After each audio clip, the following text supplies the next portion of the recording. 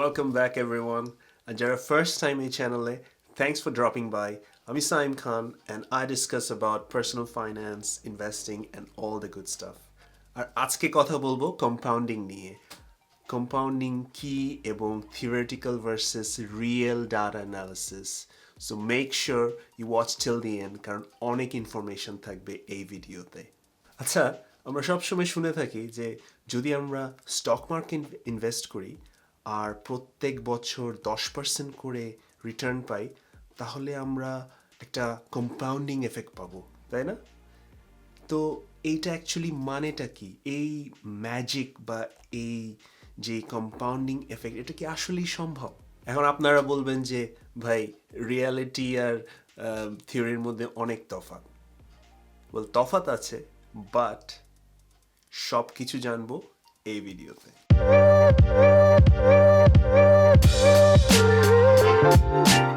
Well compounding এর সবচেয়ে বড় যে সমস্যাটা হচ্ছে কি আমরা এই কনসেপ্টটাকে ওভার সিম্পলিফাই করে ফেলি। আপনারা নিশ্চয়ই শুনেছেন যে when you're 20 to 25 years old প্রত্যেক মাসে মাসে টাকা ইনভেস্ট করো, যেই টাকাই হোক, যত অ্যামাউন্টই হোক, by the time you reach 50 অথবা 60 আপনার ইনভেস্টমেন্টটা কম্পাউন্ডেড হয়ে কোটি টাকা বা মিলিয়ন ডলার হয়ে যাবে। এটা নিশ্চয়ই শুনেছেন, তাই না? তখন আপনি কি ভাববেন? হ্যাঁ হবে, কিন্তু কিভাবে, এটা কিভাবে সম্ভব? What is this magic and how it is even possible? কারণ স্টক মার্কেট তো ফ্ল্যাকচুয়েট করতেই থাকে, তো কম্পাউন্ডিংটা হয় কিভাবে? সো এই ভিডিওতে আমি সব কিছু আনপ্যাক করব using my favourite spreadsheet. So to start with, compound interest আমরা জানি যে একটা সার্টেন রেটে বাড়তে থাকে, কিন্তু সবচেয়ে বড় যেই ব্যাপারটা সেটা হচ্ছে গিয়ে প্রত্যেক বছর বাড়ার পরে এই কম্পাউন্ড ইন্টারেস্টের নতুন একটা লেভেল থেকে শুরু হয়। তো একটা এক্সাম্পল দিয়ে শুরু করা যাক। তো আপনি আপনার ইনভেস্টমেন্ট জার্নি শুরু করলেন $100 দিয়ে, for example, at growth rate of 10%। তো আপনার ফার্স্ট ইয়ারের রিটার্ন হবে $100 10%, উইচ ইজ $10। সো আপনার টোটাল অ্যামাউন্ট যেটা হবে হচ্ছে কি $110। সো এই $110 হয়ে যাবে আপনার ইয়ার নাম্বার 2 এর নতুন লেভেল। সো ইয়ার নাম্বার 2 এর আপনার এখন 110-এর উপর আবার 10%, তার মানে এবার আপনার রিটার্ন পাবেন $11। সো এইটার টোটাল হয়ে যাবে 110 প্লাস 11 121। সো ইয়ার নাম্বার 3-তে যখন যাবেন তখন এটা নিউ লেভেলটা যেটা শুরু হবে হচ্ছে 121 থেকে। সো 121-এর আবার 10% পাবেন, সেটা হচ্ছে হয়ে যাবে 133.1। সো থার্ড ইয়ারে আপনার রিটার্ন হবে $12.1। সো এইভাবে চলতেই থাকবে আনটিল ইউ স্টপ। সো এখন এই থিওরিটাই চলুন দেখা যাক স্প্রেডশিটে। সো আমরা চলে আসলাম স্প্রেডশিটে। এখন যেটা বলতেছিলাম যে আমরা স্টার্ট করলাম হচ্ছে গিয়ে 100 দিয়ে, ইট কুড বি টাকা, ডলার, হোয়াট এভার, আমি ইউনিটটা ওপেন রাখলাম। সো ইয়ার ওয়ানে আমাদের ইনভেস্টমেন্ট অ্যামাউন্ট 100, গ্রোথ রেট হচ্ছে গিয়ে 10%, তার মানে আমাদের রিটার্ন আসবে হচ্ছে গিয়ে 10 করে। আর তাহলে নিউ অ্যামাউন্টটা কত হবে? ওকে, সো রিটার্ন হয়ে যাবে 110। এখন নতুন বছরে এই নিউ অ্যামাউন্টটাই হবে হচ্ছে গিয়ে আমাদের ইয়ার 2 এর নতুন যে লেভেলটা। সো আমরা শুরু করব ইয়ার 2 110 থেকে। এখন এই প্রসেসটাই যদি আমি রিপিট করি ফর দ্য নেক্সট 30 ইয়ার্স, দেখা যাক কি অবস্থা হয়।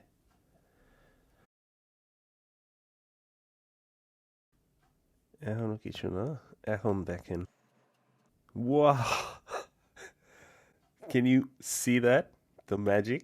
Oh my goodness, 100 থেকে স্টার্ট করছিলাম আমরা, তো উইথ গ্রোথ রেট অফ 10 প্রত্যেক বছরই কিন্তু 10%। তো ইয়ার 2-তে নিউ লেভেল শুরু হলো 110, ইয়ার 3-তে 121, কিন্তু গ্রোথ রেট আমরা 10% করে প্রত্যেক বছর ফর দ্য নেক্সট 30 ইয়ার্স, কিন্তু রিটার্ন এভরি ইয়ার হচ্ছে কি first year 10, 11, 12, 13 and so on and so forth. তো এখন আমরা একটা সুন্দর একটা গ্রাফ প্লট করে ফেলি with this final new amount for the next 30 years.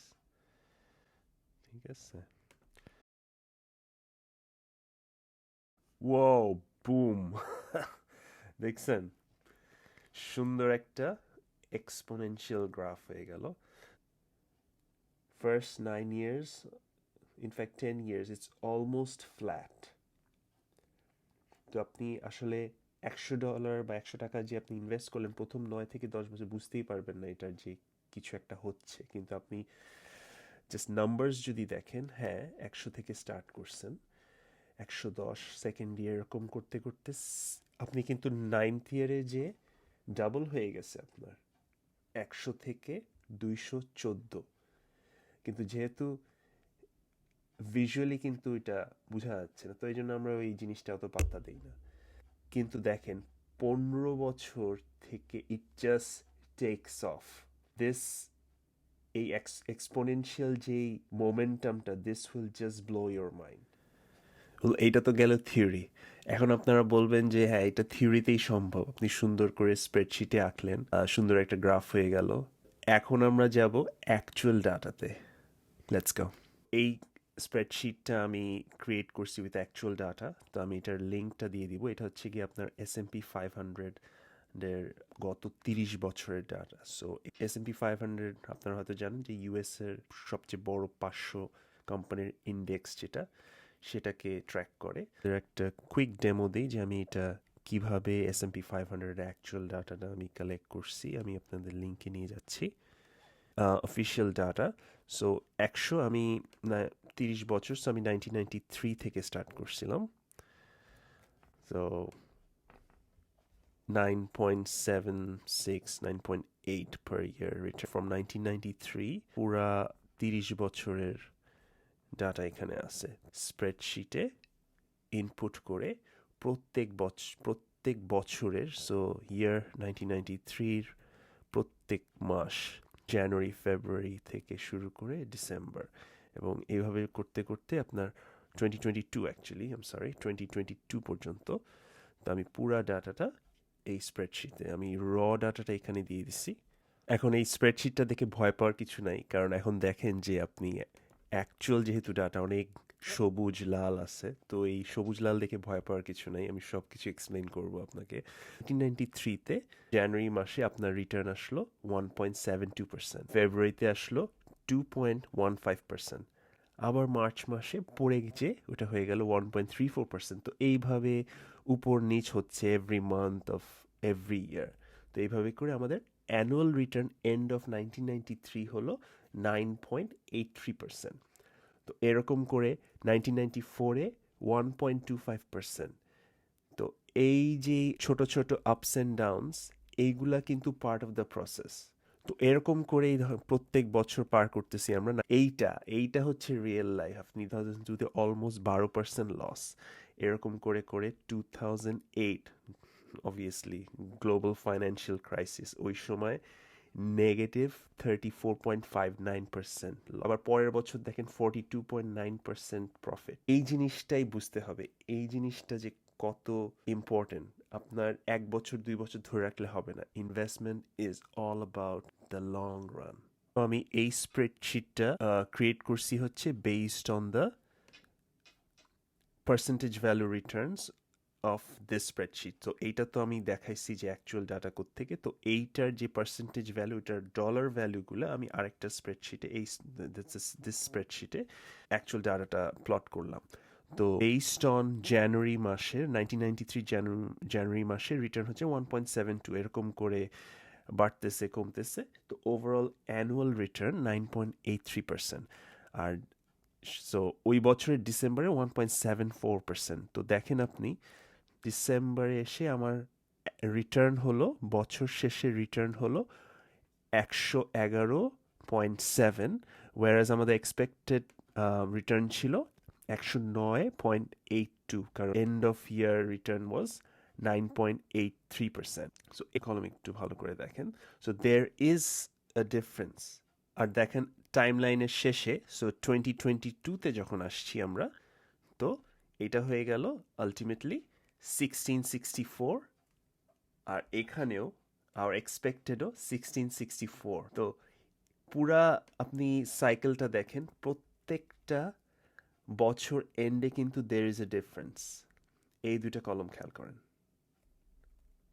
Even 2021-এও দেখেন, এখানে আমরা ডিসেম্বরে আমাদের রিটার্ন চলে আসছে 1891, কিন্তু আমাদের expected based on the percentage return of the end of the year হওয়ার কথা ছিল 1515, কিন্তু লাস্টে এসে লাস্ট ইয়ারে দুইটাই 1664 অ্যান্ড 1664।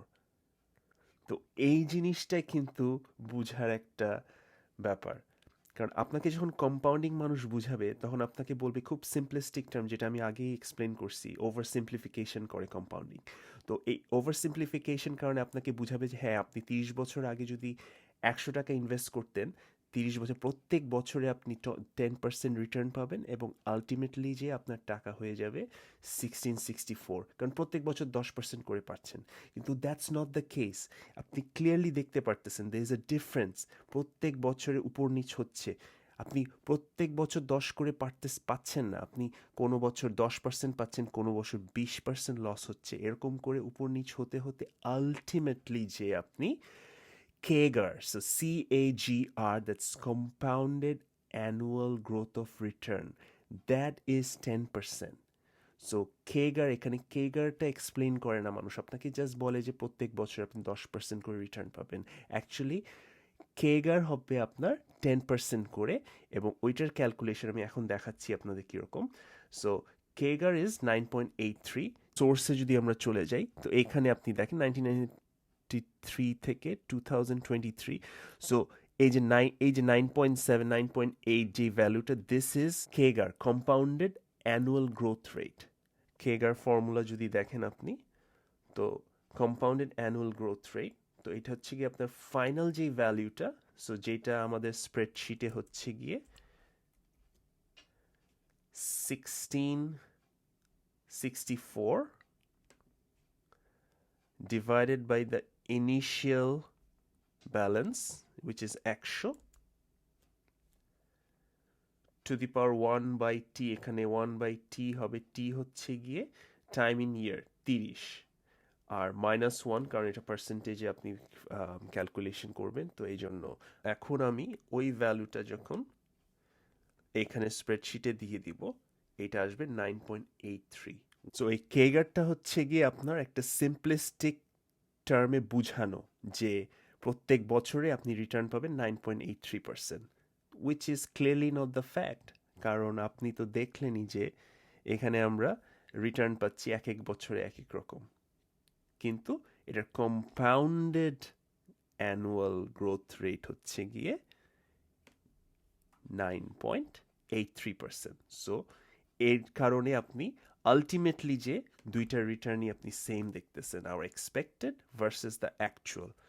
তো এখন আমরা সুন্দর করে দুইটা গ্রাফ এঁকে দিই। তো এখন আমি ধর এইটা হচ্ছে কি আমার যে রিটার্নটা হলো অ্যাকচুয়াল রিটার্নটা, এটা সুন্দর করে একটা গ্রাফ প্লট করি, এইটা, আর একটা হচ্ছে গিয়ে